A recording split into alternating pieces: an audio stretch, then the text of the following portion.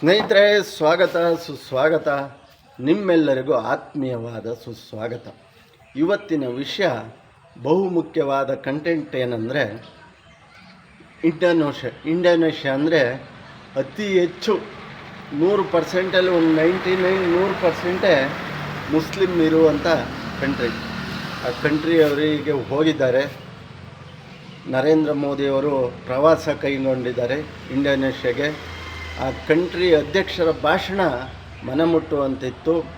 ನಮ್ಮ ಹಿಂದೂ ಸಂಸ್ಕೃತಿ, ಭಾರತೀಯ ಸಂಪ್ರದಾಯ, ಹಿಂದೂ ಸಂಪ್ರದಾಯ ಇವತ್ತಿನದಲ್ಲ, ಸಾವಿರಾರು ವರ್ಷಗಳದ್ದು ಎಲ್ಲ ಪ್ರಪಂಚ ಭೂಮಿನೇ ಹಿಂದೂ ಸಂಪ್ರದಾಯ, ಹಿಂದುತ್ವ ಅನ್ನೋದಕ್ಕೆ ಇದು ಸಾಕ್ಷಿ.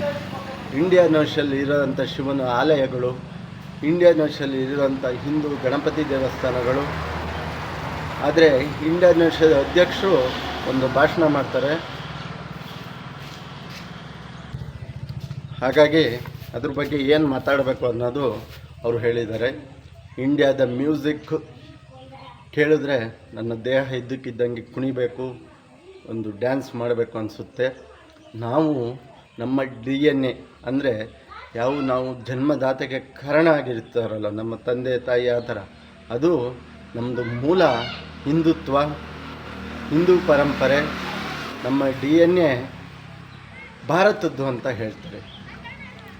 ಭಾರತದ್ದು ಅಂತ ಅವರು ಪರಿಪೂರ್ಣವಾಗಿ ಘಂಟಾಘೋಷವಾಗಿ ಹೇಳ್ತಾರೆ.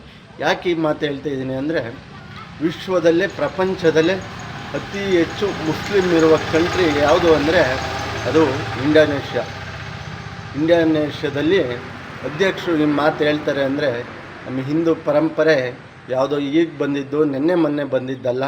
ವರ್ಷಾನುವರ್ಷಗಳಿಂದ ಪ್ರಪಂಚ ಶುರುವಾಗಿದ್ದರಿಂದ, ಈ ಭೂಮಿ ಯಾವಾಗ ಶುರುವಾಯಿತು ಅವಾಗಿಂದ ನಮ್ಮ ಹಿಂದುತ್ವ ಇದೆ, ಹಿಂದೂ ಸಂಪ್ರದಾಯ ಇದೆ, ಎಲ್ಲ ಕಡೆನೂ ಪಸರಿಸಿದೆ ಅನ್ನೋಕ್ಕೆ, ಎಲ್ಲ ಕಡೆನೂ ಹರಡಿದೆ ಅನ್ನೋದಕ್ಕೆ ಇಂಡೋನೇಷ್ಯಾದ ಈ ಅಧ್ಯಕ್ಷರ ಮಾತು ಸಾಕ್ಷಿ.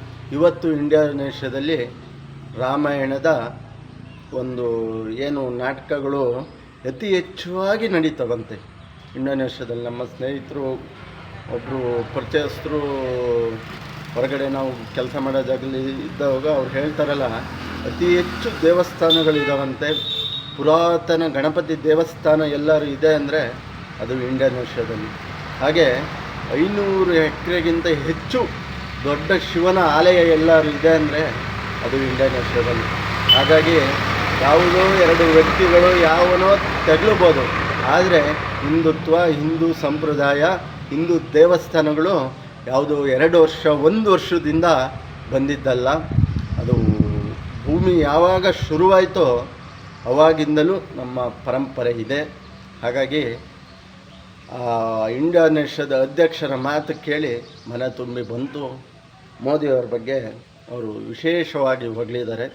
ಯಾಕೆ ಈ ಮಾತು ಮೋದಿಯವ್ರ ಬಗ್ಗೆ ಇದರಲ್ಲಿ ತಗೊಂಡೆ ಅಂದರೆ, ಒಬ್ಬ ವ್ಯಕ್ತಿ ಮೋದಿಯವರು ತಿರುಗ್ತಾರೆ, ಮೋದಿಯವರೇನೋ ಮಾಡ್ತಾರೆ ಅಂತ ಬರೀ ಹೇಳಬಾರ್ದು. ಆ ಒಂದು ಬೆಸಿಗೆ ಯಾವಾಗ ಆಪ್ರೇಷನ್ ಸಿಂಧೂರ ಆಯಿತೋ ಆವಾಗ ರಷ್ಯಾಕ್ಕೆ ಏನಕ್ಕೆ ಎಲ್ಲ ಕಡೆ ಟೂರ್ ಹೋದರು, ಏನನ್ನು ಮಾತಾಡಿದ್ರು ಅನ್ನೋದು ಅವಾಗ ಗೊತ್ತಾಯಿತು. ಅವಾಗ ಬಹು ದೇಶಗಳು ನಮಗೆ ಸಪೋರ್ಟ್ ಮಾಡಿದ್ವಲ್ಲ, ನಮ್ಮ ಪರ ನಿಂತವಲ್ಲ, ಅದು ಬಹುಮುಖ್ಯವಾಯಿತು.